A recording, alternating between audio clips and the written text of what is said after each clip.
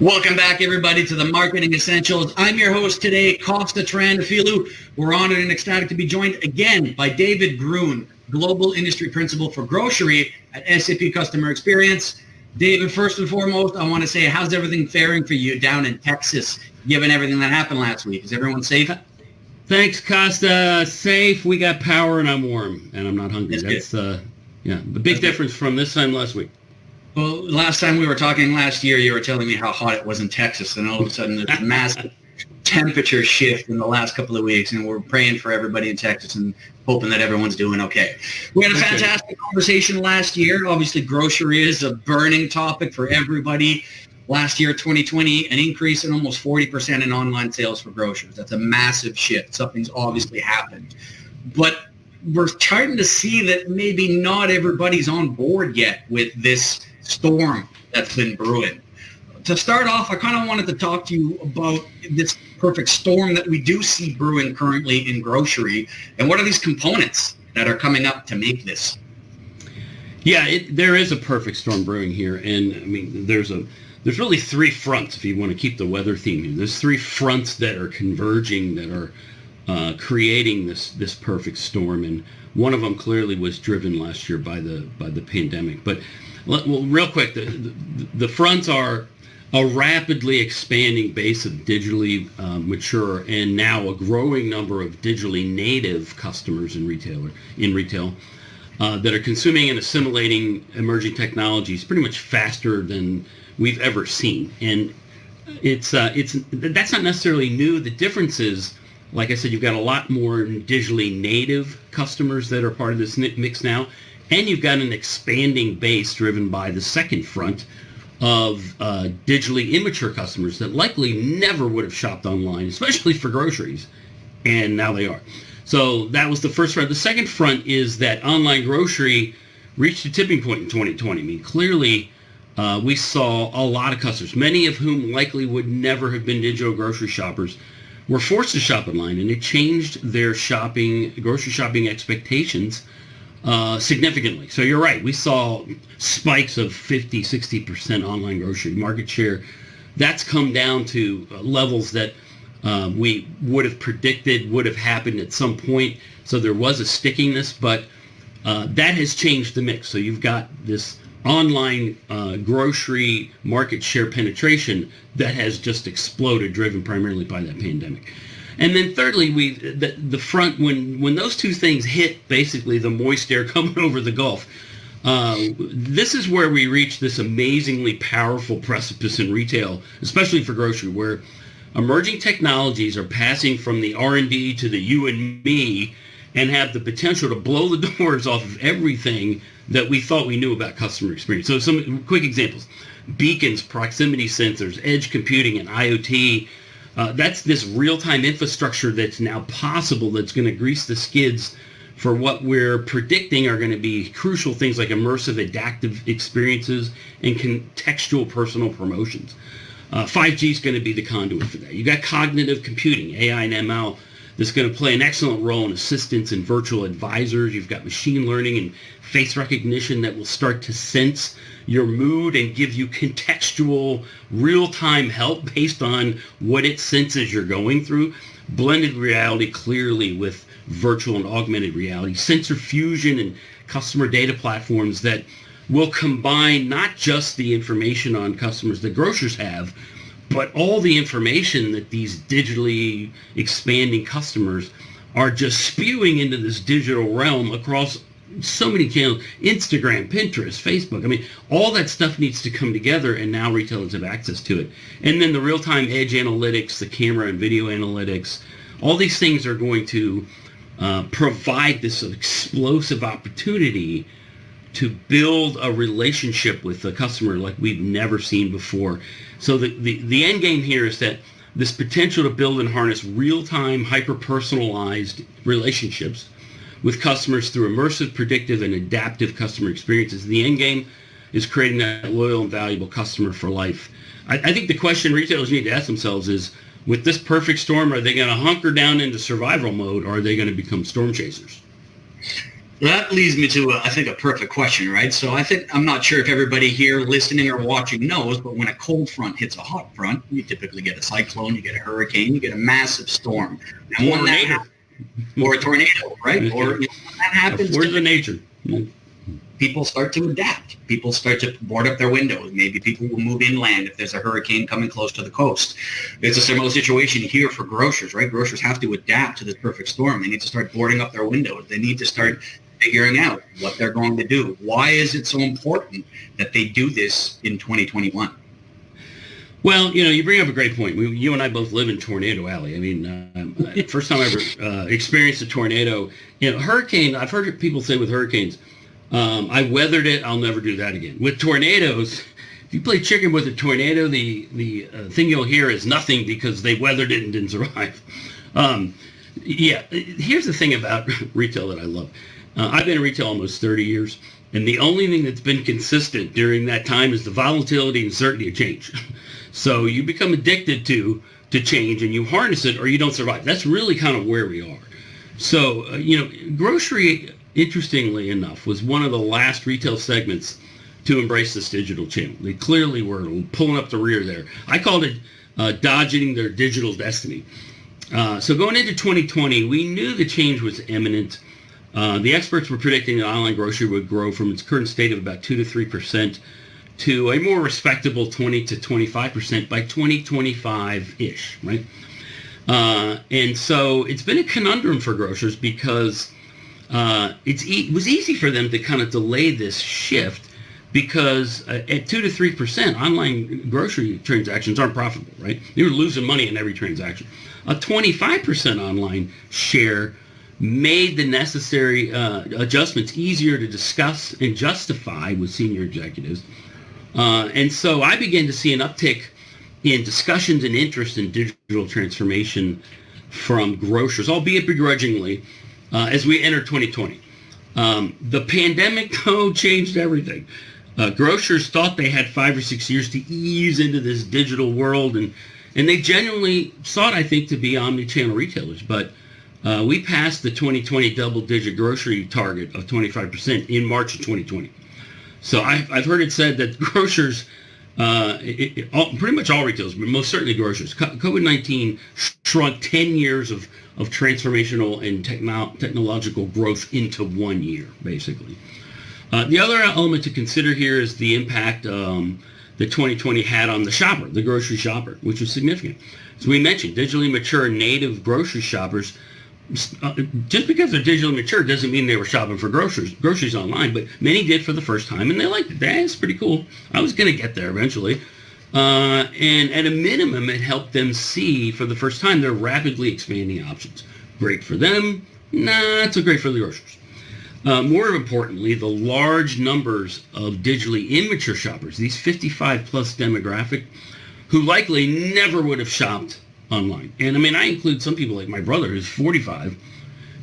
He was poo-pooing online. Never happened. Guess what?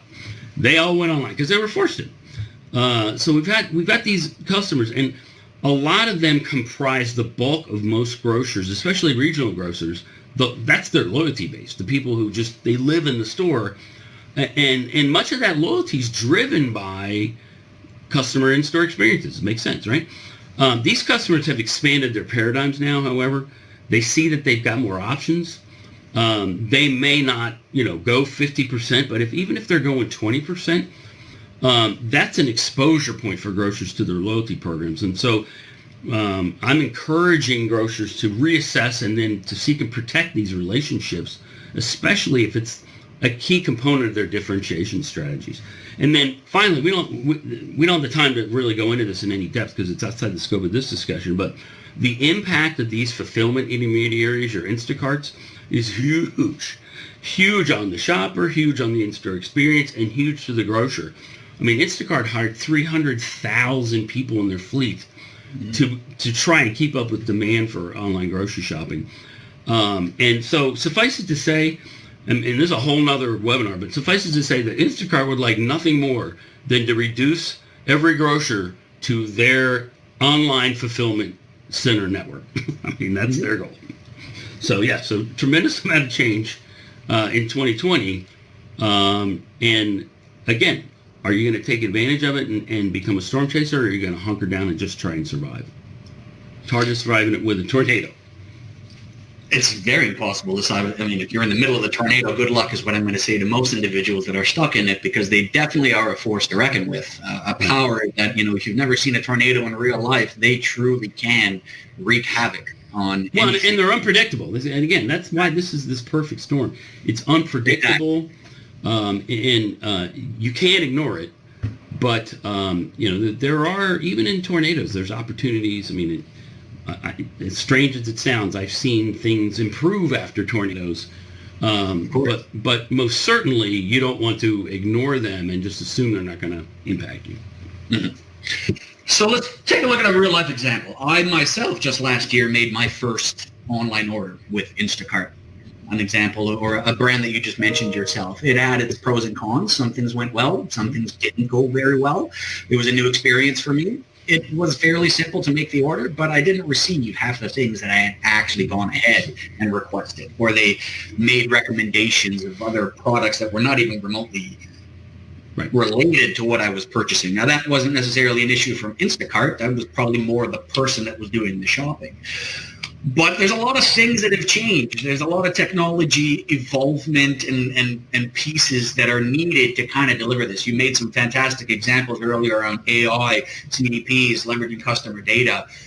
What are these core elements, though, that grocers really need in this mix to survive, get through this perfect storm into 2021 and build those deep customer relationships? Well, I think you brought up an excellent point. I mean, if nothing else, this massive forced push into online grocery shopping put an electron microscope on every grocer's digital strategy and their digital infrastructure.